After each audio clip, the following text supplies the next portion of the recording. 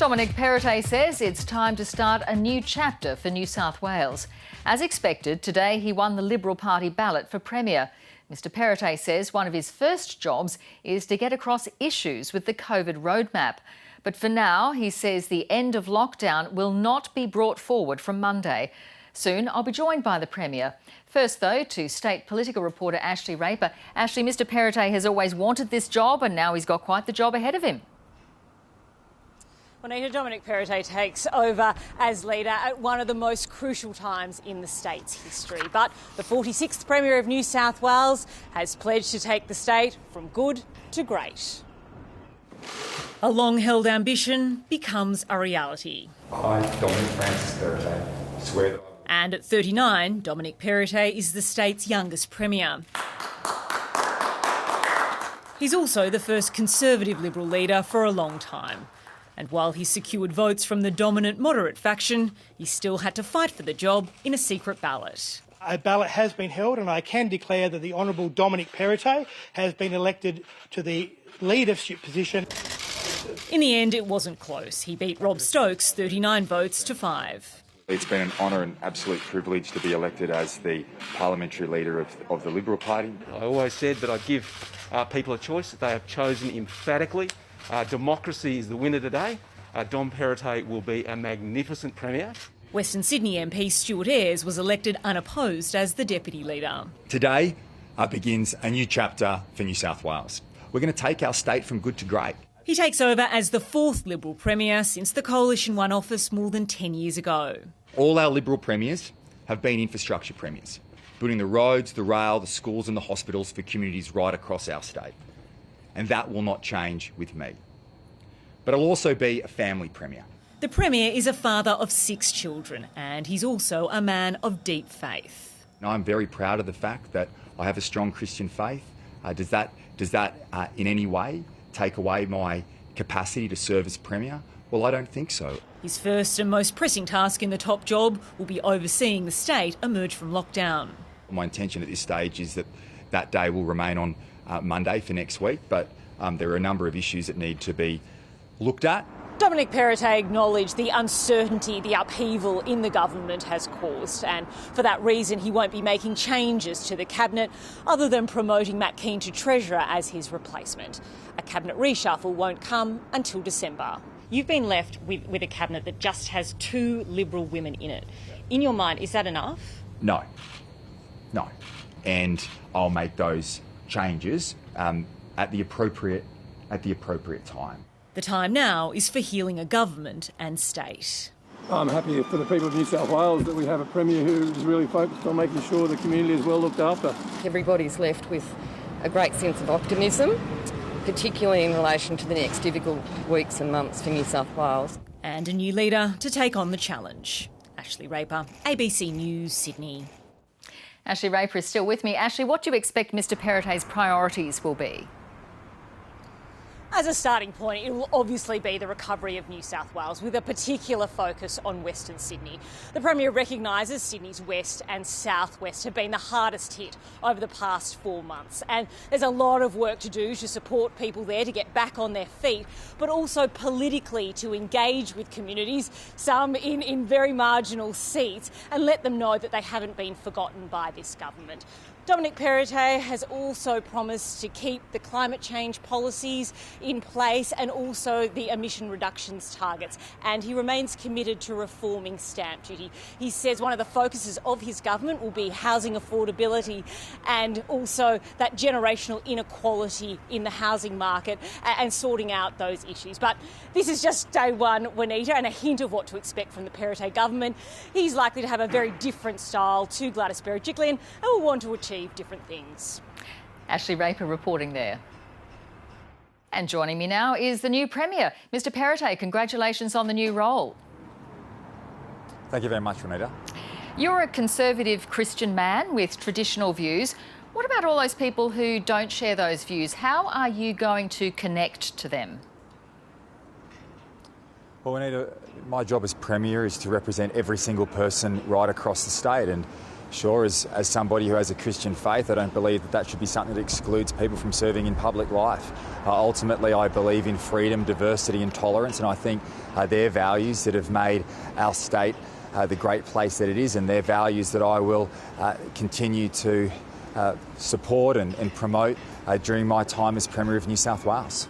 Well, people are obviously very excited about the thought of reopening, but there is also a lot of fear that COVID cases will go through the roof once we do. Can you guarantee that our hospital system is going to cope with that? Oh, we've got one of the best health systems in the country, if not the world, Juanita, and we put significant investment in that. We need to open in a safe way. Ultimately, as we do open up, case numbers will increase. We need to learn to live alongside the virus. What's been our great success here in our state has been our vaccination rate, and that's ensured we've been able to open up quicker than we first may have thought. That day is Monday, and that's going to be a great thing for our state. It's a balancing act. We obviously want to keep people safe, and that's our number one responsibility. But in addition to that, we also need to make sure that the issues in relation to mental health, getting people back into work and keeping businesses open is an important part of the next few months. And I believe whilst it's been a very difficult time in our state, bright times lie ahead.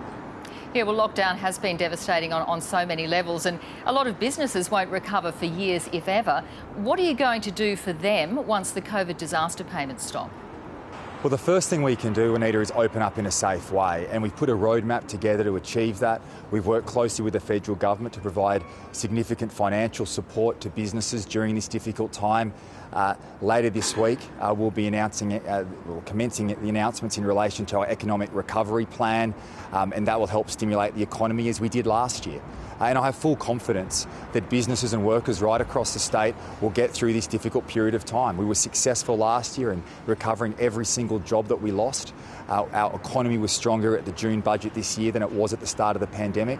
And I believe the same will occur again. Despite the difficulties that we've gone through, bright times lie ahead for the people of New South Wales. Now, you've acknowledged there aren't enough women in Cabinet. What are you going to do about that? Well, number one focus right now, Anita, is on the people of our state getting through this pandemic. I've said today that we will not be conducting a reshuffle. We need to be making sure that we open up safely, and that's where my number one focus is. We do need to increase representation of women, and I believe a diverse cabinet provides for better government and better representation and better policy development. So as we get to the end of the year over summer, when I reshuffle the cabinet, in bringing in women, strong women into our team will be an important focus of mine. Premier Dominic Perrottet, thanks for your time tonight. Thanks, Vanita. The city's west and southwest have been hit the hardest during this COVID outbreak. Many people there are furious at the harsh lockdown that's lasted for months. They say the Premier has a lot of work to do to win back public support. The lockdown has caused Western Sydney businesses to close and jobs to go. But the decision makers have lost something too. They need to earn the people's trust. Win back the trust of the people. The pandemic has split Sydney in two, and now only days from reopening, Dominic Perrottet will try to mend the divide. We want to make sure that wherever you live in this state, particularly Western Sydney, that it's the best place to live, to work, to run a business, to raise a family. Gulai Kazi opened her Auburn cafe during the pandemic. I'd like to be treated equally as the rest of Sydney. I think all of Sydney should be treated equally.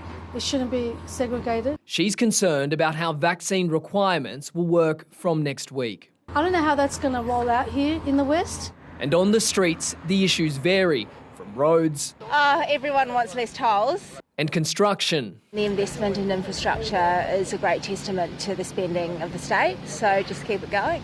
To schools and healthcare. I feel very strongly about health needs and the staff.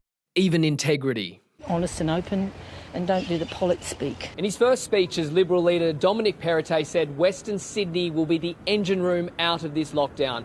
But many businesses were already hurting before the Delta wave hit, especially those impacted by the construction of the Parramatta Light Rail. What I'd like to see is a more positive approach to Western Sydney.